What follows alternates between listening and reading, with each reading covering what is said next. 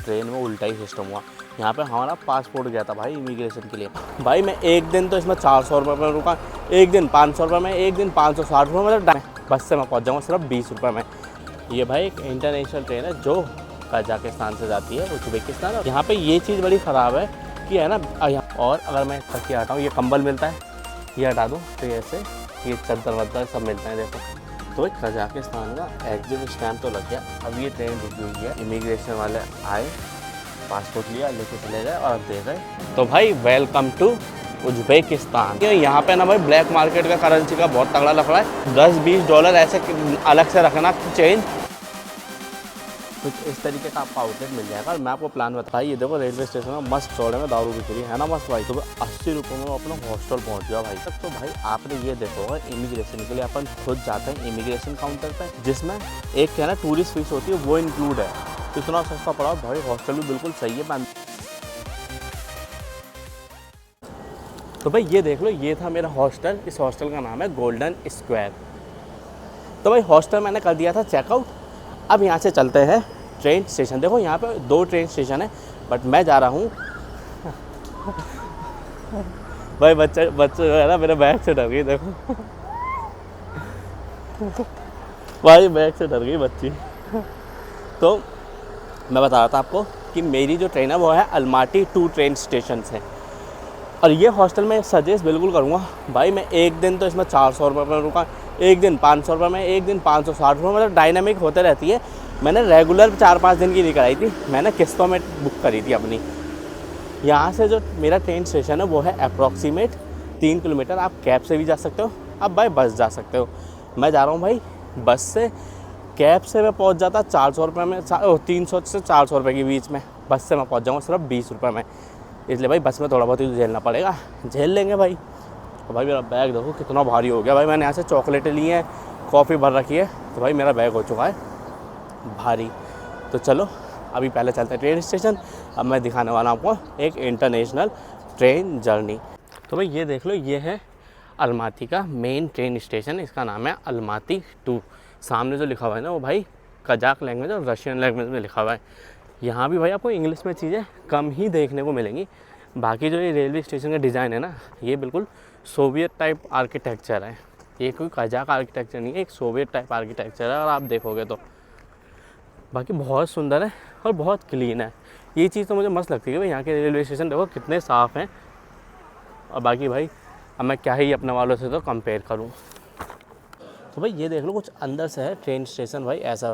भाई यहाँ पे वेटिंग एरिया सा बना हुआ है फुल मस्त एयर कंडीशन का। यहाँ से आप टिकट भी ले सकते हो, सामने अपनी ट्रेन देख सकते हो। जैसे मेरी जो ट्रेन है ना वो देखो 001, ये लोकल लैंग्वेज में लिखा हुआ है, जो है अलमाटी 2 टू ताशकंद। तो भाई ये मेरी है 19:18 यानी 7:18 पर। तो भाई यहीं वेट करता हूँ, अभी 1 घंटा है। तो भाई ये देख लो, ये है ना ट्रेन। भाई इस ट्रेन को ना हल्के में मत लेना भाई, कोई छोटी मोटी ट्रेन समझ लो। ये भाई एक इंटरनेशनल ट्रेन है जो कजाकिस्तान से जाती है उज्बेकिस्तान, और उज्बेकिस्तान से आती है कजाकिस्तान। ट्रेन में ना भाई आपको ऐसे ही पे स्टेशन पे ना देखो ऐसे लोग सेब बेचते हुए दिख जाएंगे। मैं आपको बताता हूँ, अगर सेब के बारे में नहीं पता तो भाई कजाकिस्तान से ही सेब की शुरुआत होती है, याद रखना भाई। हमारे कश्मीर के सेब भी फेमस है, बट कजाकिस्तान से ही सेब की शुरुआत हुई थी, ये याद रखना। तो मेरा जो बॉक्स नंबर है, डब्बा नंबर है मेरा 19 और सीट नंबर है 12, तो वो ढूंढता हूँ। यहाँ पे ये चीज़ बड़ी ख़राब है कि है ना, यहाँ पे कोई वैसे बोर्ड लगे हुए नहीं कि आप पता लगा पाओ कि आपका डब्बा किस साइड है। अब मैं यहाँ से बाहर निकल के इधर आया हूँ, बट मुझे पता ही नहीं लेफ़्ट जाना है राइट जाना है। तो यहाँ पे यार ये चीज़ बड़ी ख़राब है, आप पता ही नहीं लगा सकते कि भाई आपका डब्बा किधर है। तब जैसे ये देखो 1 नंबर है या 7 नंबर है, तो भाई समझ ही नहीं आ रहा। तो चलो 19 नंबर ढूंढते हैं भाई। तो भाई मैं आपको ना एक ट्रेन टूर दे देता हूँ। सेकेंड क्लास AC है। सो सेकेंड क्लास ट्रेन में क्या होता है, इस तरीके के कैबिन बने होते हैं। और ये अगर 3rd क्लास वाली होती तो उसमें भाई कैबिन नहीं होके नॉर्मल ट्रेन होती, तो और उसके इस साइड भी भाई ऐसी सीट होती हैं। देखो अब जैसे मैं आपको दिखाता हूँ, ये तकिया मिलता है, और अगर मैं तकिया हटाऊँ ये कंबल मिलता है, ये हटा दूँ तो ये ऐसे ये चद्दर वद्दर सब मिलता है देखो। और सामने टॉवल वगैरह भी मिलता है। तो भाई न्यूज़पेपर वगैरह भी है। तो ये कुछ इस तरीके के। और भाई यहाँ पे गर्म पानी वगैरह सबका जुगाड़ है यहाँ पे। अगर आपको गर्म पानी चाहिए तो आपको गर्म पानी भी मिलता है। बाकी वॉशरूम वगैरह भी मैं आपको दिखा दूँगा, और भी मस्त चीज़ें दिखाऊँगा भाई मैं आपको यहाँ पर। और सामने देखो एक कैबिन यहाँ भी बना होता है जिसमें हाथ वाथ धोने के लिए, मुँह धोने के लिए। कुछ इस तरीके की ट्रेन है ये। तो भाई ये देख लो, कुछ इस तरीके की बाहर से लगती है ट्रेन, अंदर से तो मैंने आपको दिखाई दी। तो सामने की तरफ इंजन, भाई इनका इंजन भी बड़ा मस्त सा है। और कुछ ये देख लो ऐसी ट्रेन है। तो कितने टाइम पे चलेगी वो सारी चीज़ मैं बता दूंगा आपको, कितने घंटे की जर्नी होने वाली, कैसी होने वाली की। अब भाई इस ट्रेन में मैं एक दो चीज़ आपको और मस्त दिखाऊंगा, वो भी स्टार्ट होने के बाद। बाकी कुछ ऐसा नज़ारा है। और भाई इसी ट्रेन में मेरा हो इमिग्रेशन, इसी ट्रेन में मेरा चेक होगा वीज़ा। वो सारा प्रोसेस मैं आपको बताता रहूँगा, कैसा सिस्टम होता है, कैसे इमिग्रेशन होता है, कैसे वीज़ा होता है। सब कुछ बहुत ईजी है। हर चीज़ के बारे में हम धीरे धीरे बात करते रहेंगे जब एक बार ट्रेन जर्नी स्टार्ट हो जाए उसके बाद। और भाई मैं ना आपको इन ट्रेनों की एक चीज़ बताता हूँ। यहाँ की ट्रेन ना 10 मिनट पहले गेट बंद हो जाता है। जैसे मेरे इसका टाइम है 7:18 का, तो 7:08 में मेरा गेट बंद हो जाएगा ये वाला। तो याद रखना, मैं टाइमिंग बिल्कुल फिक्स रखना। ये मत सोचना कि भाई 7:18 का टाइम है तो आप 7:10 में यहाँ पहुँच जाओ। आपको भाई पहले ही आना पड़ेगा, क्योंकि भाई गेट बंद हो जाता है। ये ऐसे अपना आपके पासपोर्ट वगैरह चेक करेंगे तब आप अंदर जाओगे। तो वो चीज़ों को भी टाइम मेंटेन करके चलना। तो लेट मत होना अगर आप कभी यहाँ की ट्रेन जर्नी करने वाले हो तो। और भाई देख लो टॉयलेट कुछ इस तरीके के होते हैं यहाँ पे।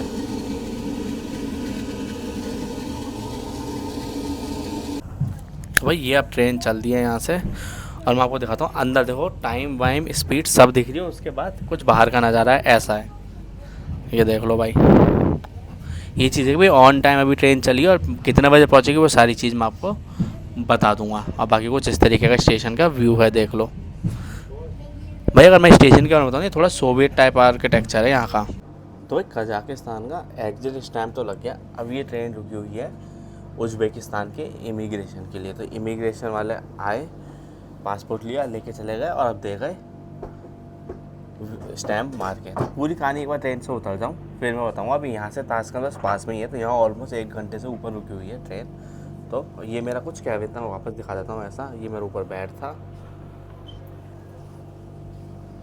और ये देख लो भाई कोई स्टेशन है जहाँ पे इमिग्रेशन होता है। तो बाकी पूरी कहानी ढंग से समझाता हूँ यहाँ से निकलने के बाद। तो भाई वेलकम टू उज़्बेकिस्तान। मैं आ चुका हूँ भाई फाइनली अब उज़्बेकिस्तान में, जो कि है मेरी कंट्री नंबर 25, और इस जर्नी की मेरी है कंट्री नंबर 6। ये कुछ मेरी इस तरीके की ट्रेन थी। अब भाई यहाँ का मेरे को रेलवे स्टेशन ठीक ठाक सा लगा भाई, कोई इतना ख़ास नहीं लगा। अगर मैं कजाकिस्तान से कंपेयर करूँ तो भाई कजाकिस्तान का स्टेशन तो बहुत ही बढ़िया था। अब वो देखो थोड़ी सोवियत टाइप डिज़ाइन की भाई ट्रेन खड़ी, और ये थी भाई हमारी ट्रेन। कुछ भी हो भाई ट्रेन जर्नी ना इतनी स्मूथ रही, और मैं आपको क्या ही बताऊँ अपना इमिग्रेशन प्रोसेस भाई, मैं मतलब इतना ईजी इतना स्मूथ फर्स्ट टाइम मैंने देखा है भाई। सब स्टार्टिंग करता हूँ कजाकिस्तान के एग्जिट स्टैम्प से। फिर यहाँ साउंड ज़्यादा हो रहा है, मैं बाहर निकलता हूँ, फिर मैं आपको सारी चीज़ समझाता हूँ। उज़्बेकिस्तान भाई अब उज़्बेकिस्तान में ना एक चीज़ देखो, यहाँ पे ना भाई फुट ओवर ब्रिज नहीं बने हुए, ना एस्केलेटर लगा हुआ, ना कोई लिफ्ट, ना कुछ। सीधे बस पटरी क्रॉस करके चल जाओ, ऐसे यहाँ पे क्रॉस होता है भाई। कितना सही प्लेटफॉर्म देखो कैसे क्रॉस हो रहा है। तो ये भाई देखो, ये थोड़ा सा इंजन आगे आ रहा है, लोग भाई चौड़े में क्रॉस कर रहे हैं। ये क्या सिस्टम है भाई। एक बार के लिए तो फटी गई, इंजन आते जा रहा है, लोग भाई यहाँ से क्रॉस कर रहे हैं, है ना भाई तगड़ा सिस्टम।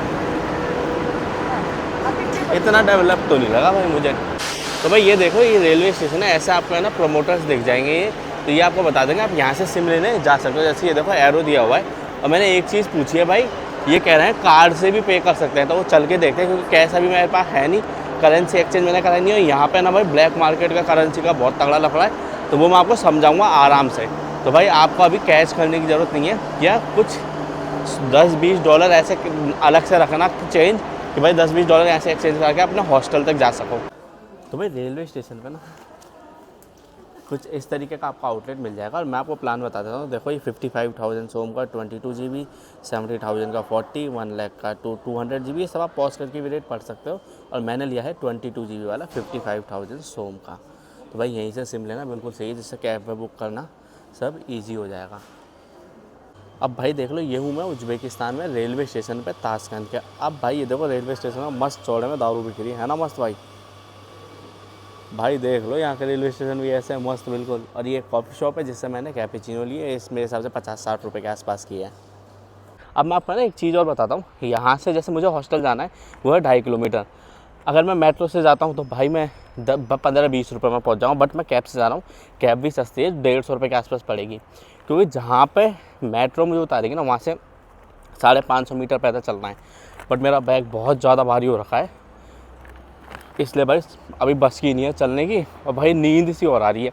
तो मैं सबसे पहले बाहर मेन रोड पे जाऊंगा, वहाँ से मैं यांडेक्स से करूँगा कैब बुक, हॉस्टल जाऊँगा, नहाऊंगा धोऊंगा, और फिर मैं आपको प्रॉपर पूरा स्टेप बाय स्टेप गाइड करूँगा कि कैसे मैं इमिग्रेशन हो, क्या हुआ, सारी चीज़ों के बारे में।